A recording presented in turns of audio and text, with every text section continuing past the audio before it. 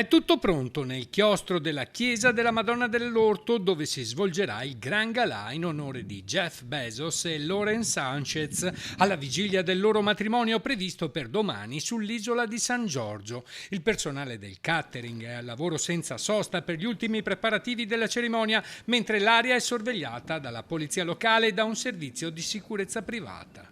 Bloccheranno tutta la fondamenta perché andranno qui vicino alla chiesa dei mercanti nel chiostro e poi nella strada dei mercanti. Sì, siamo super informati.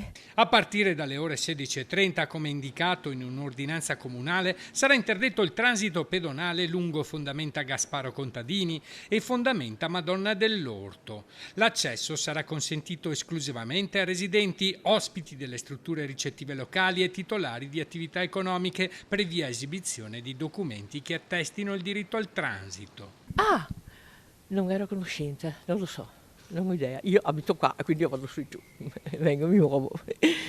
Ah, così c'era, questo non sapevo. È così. Vabbè, vediamo cosa succede. La festa vedrà la partecipazione di numerose celebrità, figure di spicco del jet set internazionale e autorità provenienti da tutto il mondo. Per me è solo una bella cosa comunque per Venezia e per il turismo.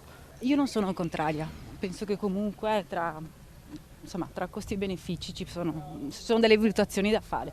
Sono molti gli stranieri che vengono a sposarsi qui in città perché Venezia è unica nel mondo. Siete pronti a dare il benvenuto a Bezos?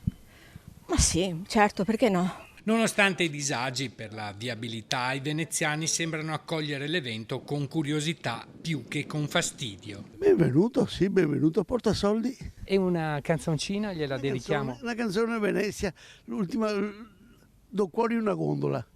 Due cuori in una gondola, sto mar pien de ste, è una che canta e strofe d'amor, guardando una stea, godito in cuor.